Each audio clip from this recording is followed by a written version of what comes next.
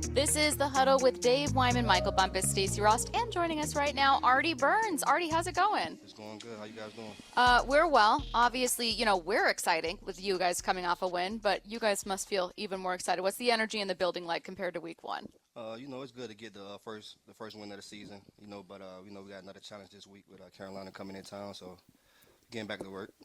What was it like in Detroit? Was it as wild as they made it out like it was going to be, or were you underwhelmed? I mean, Detroit fans came out. They showed support for their team.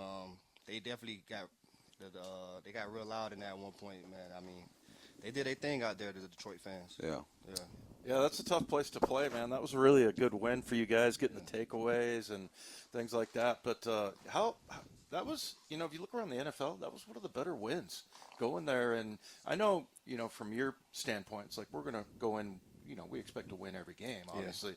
But that one was pretty unlikely, man. That must have given you guys a big boost. Yeah, Detroit, they always play hard. They're a real gritty team. That what they like to, call themselves one of the most greatest team in the league. And they play all four quarters, so you got to kind of play for the whole game with less mistakes, and just be ready to finish.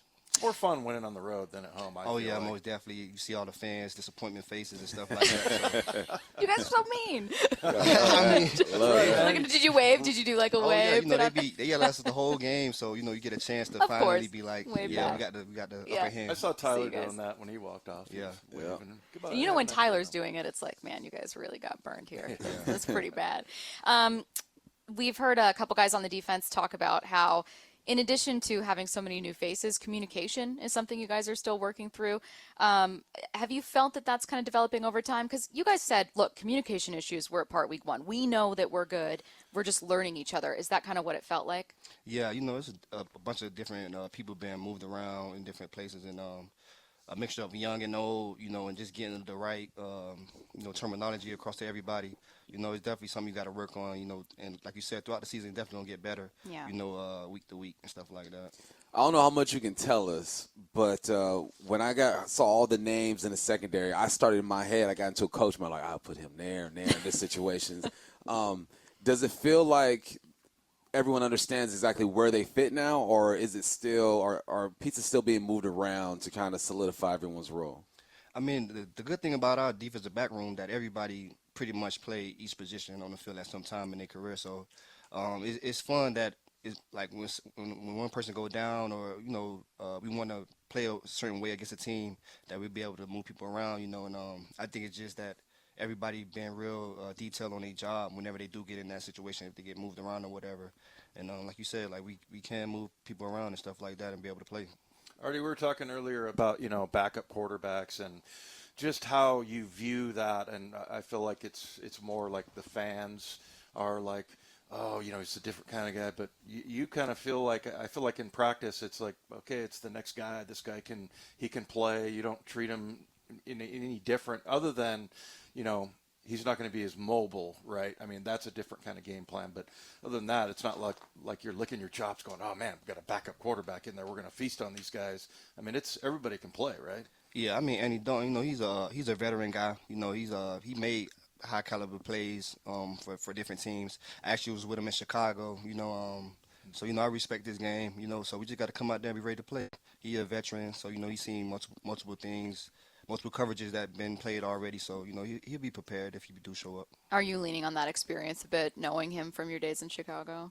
It don't matter whoever it is. I was just saying that the history, but I mean, I respect his game. Yeah.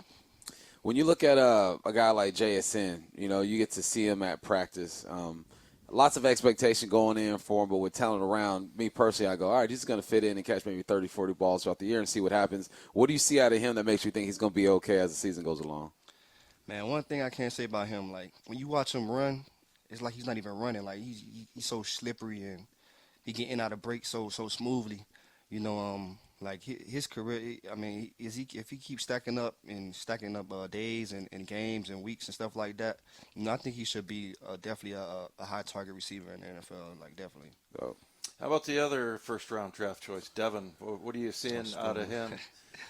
Spoon, man, he's very twitchy. One of the most twitchiest corners I've seen in a while, and because he got he's tall, but he's not short. Like, what I'm saying? He like he's a very good height for a DB to be able to get in and out of transitions and stuff like that. So I expect him to have a great career too. Also, he's real gritty, he's physical. He showed those things in games, and in practice also. So he doesn't play like a rookie. I mean, he seems like he plays fast. Is that the hardest thing for when you were coming up as a rook? Was that the hardest thing, is to just play fast and kind of turn your brain off a little bit and just react? Yeah, I mean, he just came in comfortable. As a DB, you want to be comfortable and confident. He came in that way, and it just helped him transition faster from college to the NFL. And so he just put it on his debut out there. The DB room, I would imagine, we were joking with Phil Haynes a while ago. We were like, who's the loudest person on this team? Like, what's the loudest group on this team? And I can't remember if he said DBs or defensive line, but he was like, it's definitely like offensive line quiet, defense is going to be louder. Like, that's DBs just how it is. The most. I'm just so my question, who is the loudest among the DBs? Because my gut tells me Quandre, but maybe I don't know. Maybe I'm underestimating. Everybody takes shots at us. That's crazy. Like, we do. Is it crazy, Artie? We get loud in defense. You know what I'm saying? But my boy Marley G, he got a great character. So whenever he come around, you gonna definitely hear his voice. He a good guy to have around. So I'd definitely say Maul, just because his character and how you know. Man, so you're from Florida, and then you made your way out west. So you go to Pittsburgh, and then you go to Chicago, and now you're out here. I would ask you how you going to do with the cold, but you didn't play in Pittsburgh, Chicago, so cold ain't nothing for you. You ready for this rain, though? Have you heard stories about what goes down up here? Man, yeah. I mean, when we came for Chicago one time to play Seattle, it was raining, and it started snowing because I guess the temperature dropped. Yeah. And I'm like, where did this come from? It came out of nowhere, But I mean, like I said, it is what it's got to get prepared for. Rainy days, we'll just keep on working. It don't even matter. Right. Yeah. Last year, I was when we went to Kansas City. I was with one of the guys here that work in the building, and he's from Hawaii, and he said, "This is the coldest I've ever been." Like I remember when Marshawn came here. He was like, "Yeah, they got this stuff called slush. I've never seen that before." Black ice. Yeah, I mean, I guess you got used to it though in Pittsburgh. Yeah. In Chicago, definitely. That's the windy city, so you better cover your ears up and your face, or you're gonna be out there freezing. He is cornerback Artie Burns. Artie, have fun this Sunday. We've enjoyed your time with us. Thank you so much.